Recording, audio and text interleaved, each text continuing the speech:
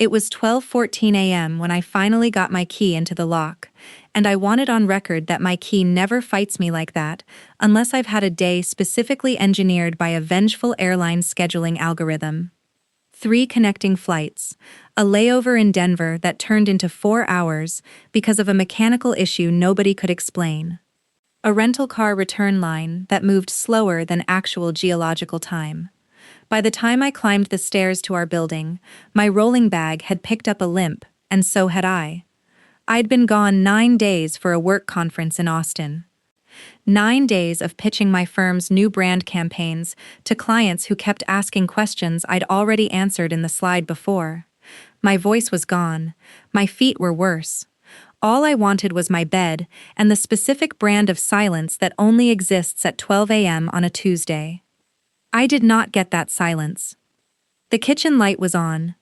Priya was sitting at the counter in an oversized flannel that used to be mine before she borrowed it during a snowstorm 11 months ago and simply never gave it back.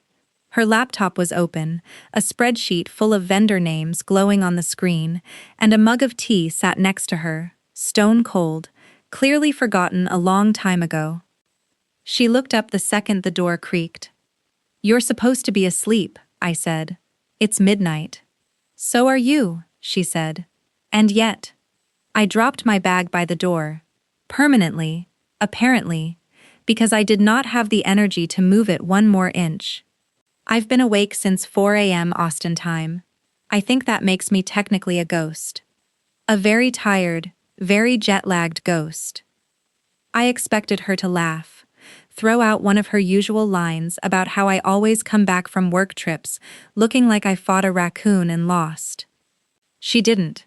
She just watched me for a second too long, in a way that made me suddenly aware of the rain still clinging to my jacket, and the fact that I probably smelled like airport coffee and stress.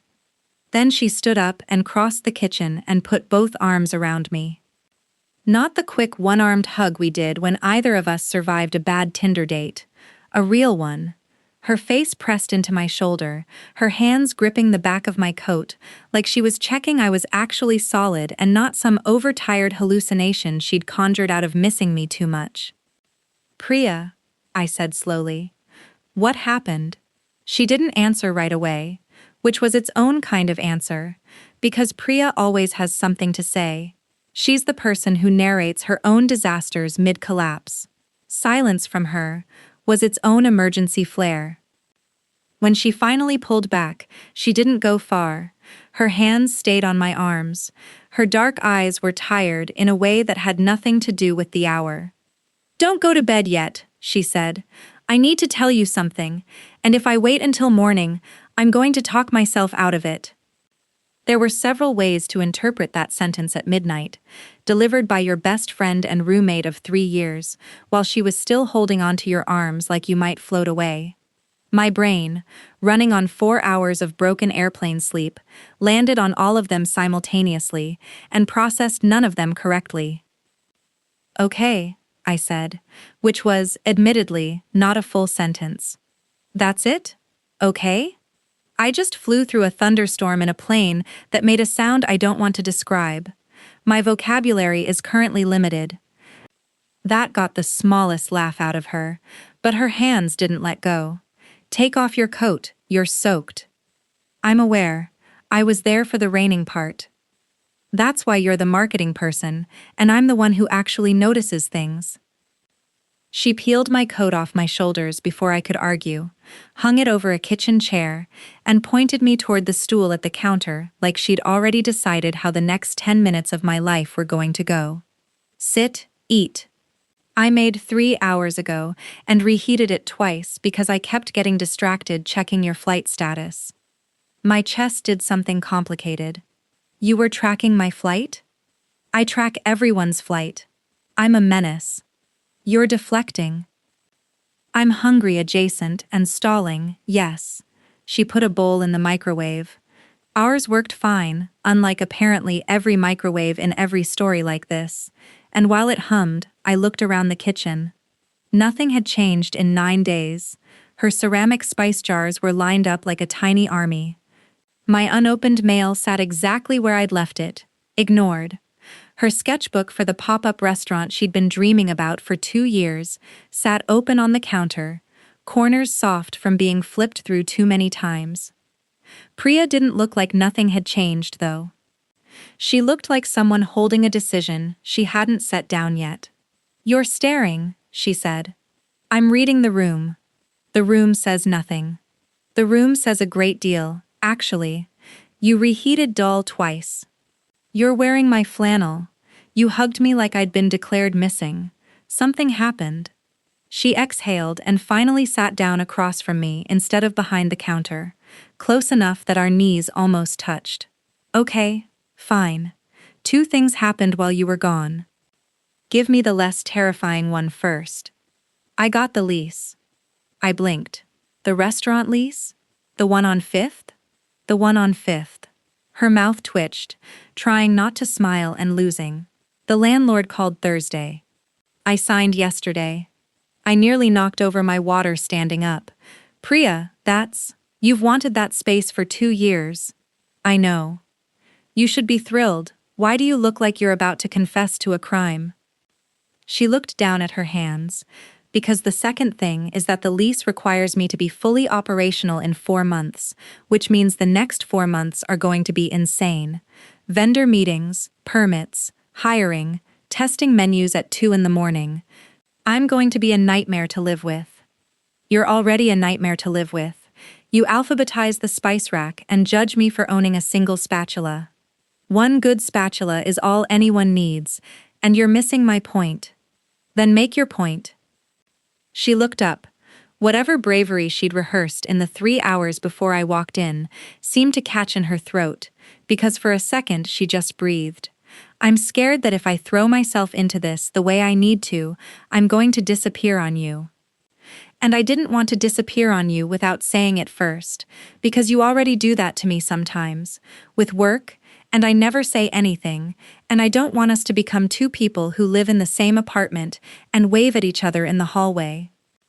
I sat back down slowly.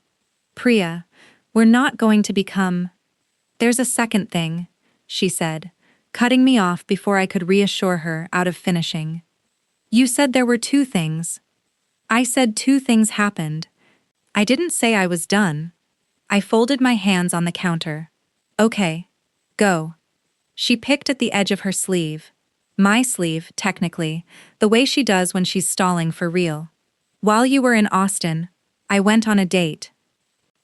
The bottom of my stomach did something I didn't examine too closely. "You did?" "Don't sound so betrayed." "I'm not betrayed. I'm surprised." "You hate dating." "I hate dating apps." This was through Naveen, from the kitchen. "His cousin, she was lovely, funny, runs a non-profit." "That sounds like a wonderful evening," I said, in a voice that apparently did not sound like I meant it, because Priya's eyebrows went up. "You're doing the thing." "What thing?"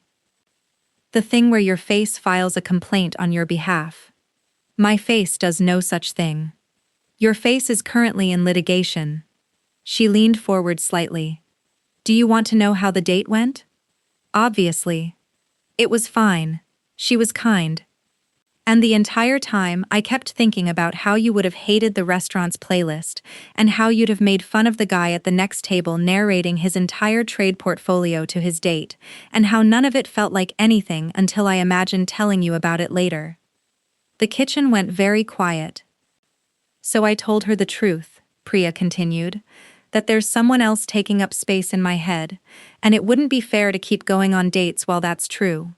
"Who?" I said, even though I already knew, even though my heart had started doing something reckless and loud. "Is taking up space in your head?" Priya looked at me across the counter, in her stolen flannel, with cold tea and a signed lease and 3 years of easy history sitting between us, and said, "Do you actually need me to answer that, or are you going to make me suffer for it?" "I would like the suffering, please. I've earned it after the flight I had." She laughed, a real one this time, short and disbelieving, and reached over to take my hand, lacing our fingers together like it was the easiest thing she'd ever done. "You. It's you, Mira." It's been you for longer than I've been willing to admit. I stared at our hands. How long is longer than you've been willing to admit? Define longer. Priya. Since the flood, she admitted. The apartment flood. 8 months ago, when you stayed up till 4 a.m. helping me save my cookbooks and didn't complain once, and I remember standing in 3 inches of water thinking, oh no, I'm in love with my roommate. This is deeply inconvenient. I laughed, and it came out shakier than I intended. You've been sitting on that for 8 months? I've been sitting on a great many things for 8 months. It's been exhausting. I run a very tight emotional operation, and you've thrown off the whole schedule. I'm sorry to disrupt your systems. You're not sorry at all. I'm really not. She squeezed my hand. Your turn. My turn for what? To stop hiding whatever you've clearly also been hiding, because you have not let go of my hand, and your ears are doing the thing they do when you're nervous. My ears do not have a thing. They go pink. It's very cute and very unhelpful to your case that you have no idea what I'm talking about. I exhaled. There didn't seem to be a version of tonight where I got to keep pretending. Fine.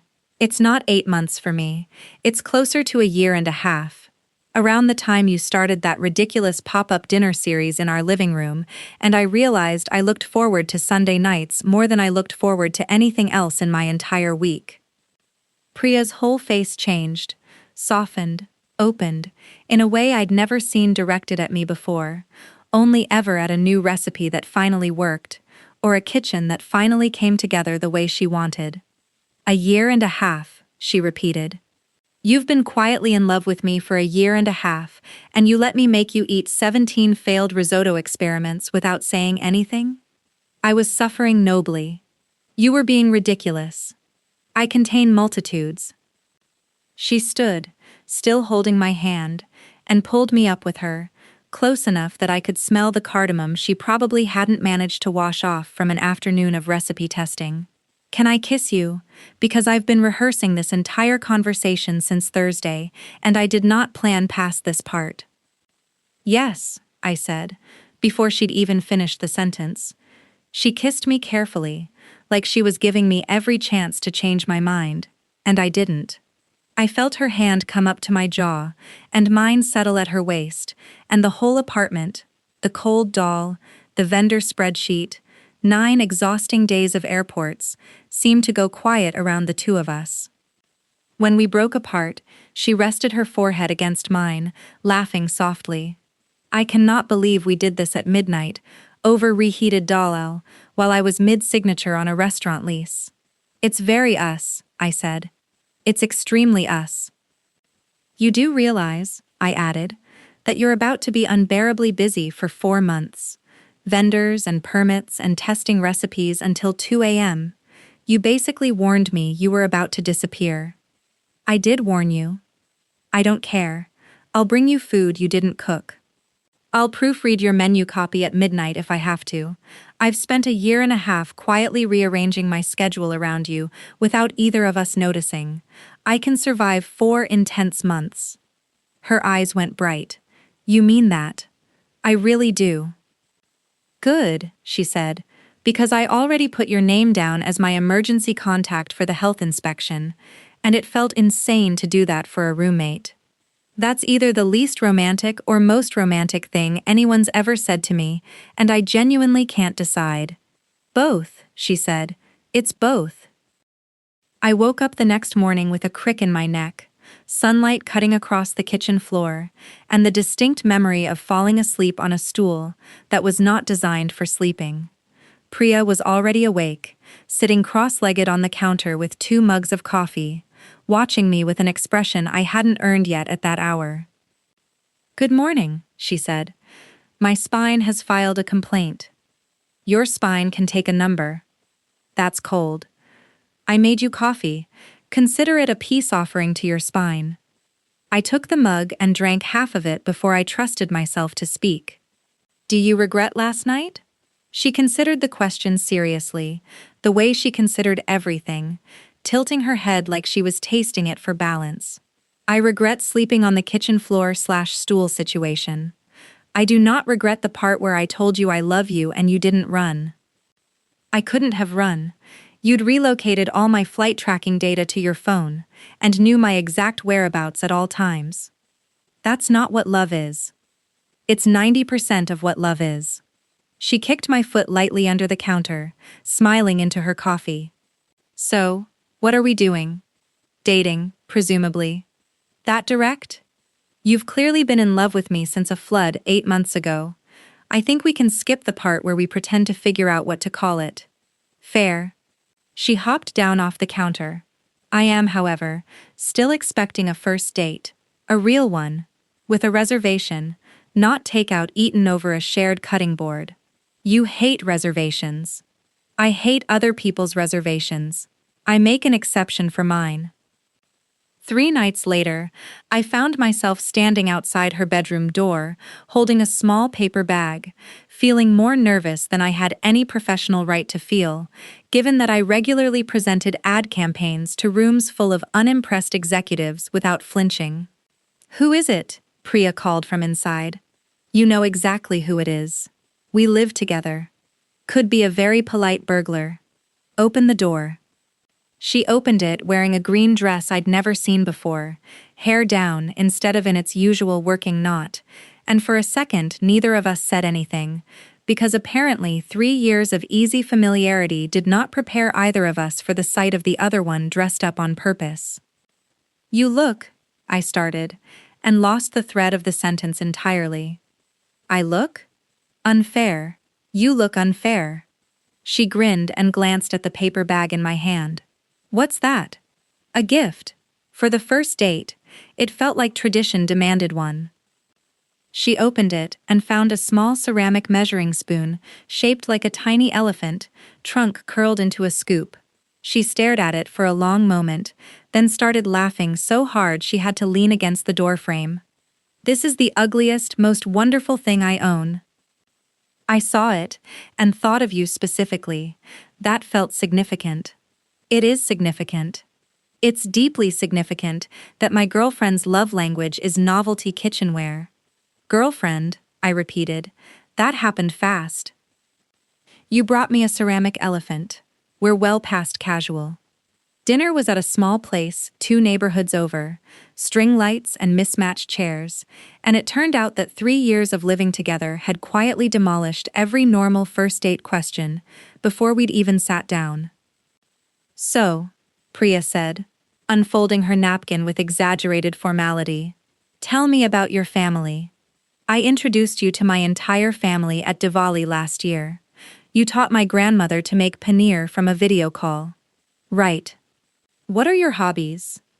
You watched me fail at 3 different hobbies over the course of a single winter: pottery, running, and whatever that candle-making phase was.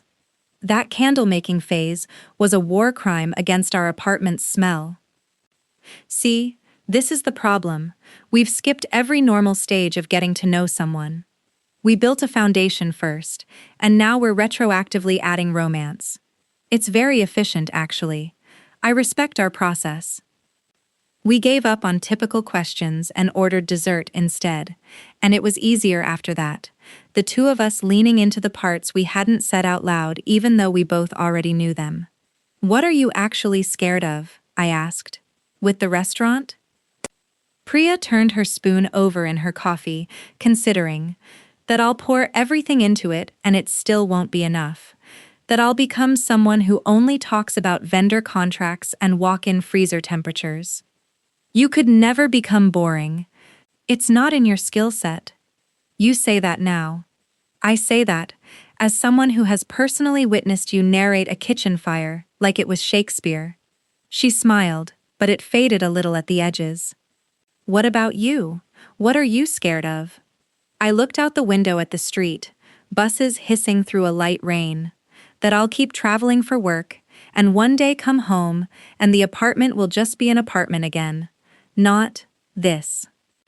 Priya reached across the table and put her hand over mine. That's not going to happen. You don't know that. I don't. But I know I don't want it to, and that has to count for something.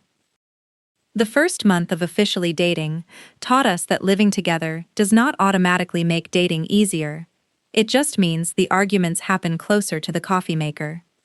3 weeks after our first date, Priya's restaurant crunch hit full force. Permits, vendor tastings, staff interviews stacked 3 deep every evening.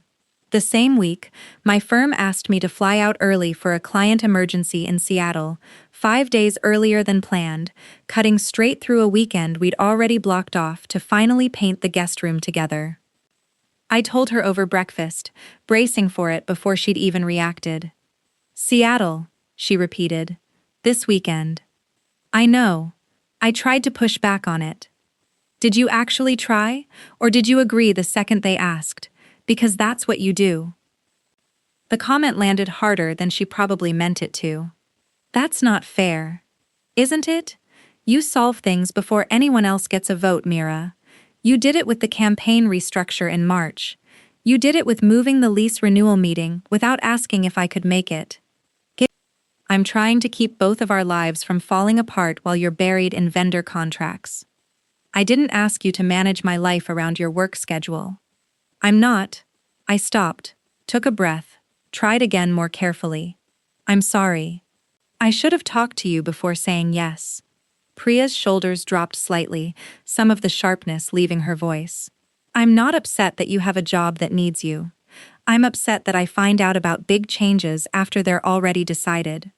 That's fair.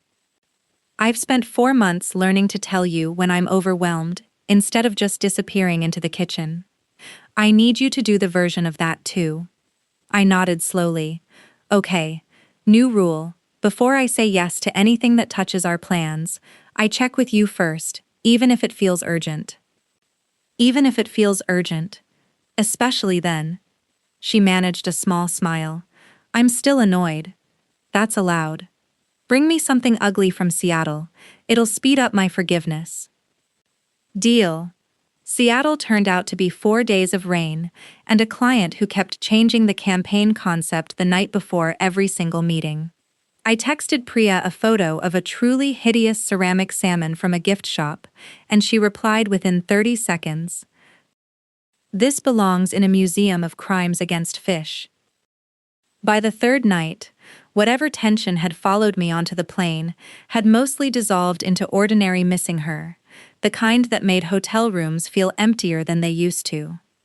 When I got home, she was waiting with the salmon already given a place of honor on the kitchen windowsill, next to the elephant spoon. You're building a shrine to ugly gifts, I said. It's a shrine to you, actually. The ugly gifts are just evidence. 4 months later, the restaurant opened on a Thursday in April. String lights strung across a narrow dining room that had once been an empty shell with bad plumbing and was now, impossibly, exactly what Priya had sketched in that battered notebook for 2 years. I stood near the back with a glass of Prosecco I wasn't really drinking, watching her move between tables in a black apron, laughing with a food critic who'd wandered in off a tip from a friend, looking more herself than I had ever seen her. She caught my eye across the room the way she always did lately, a small private glance meant for exactly one person, and mouthed. Later turned out to be 1 a.m.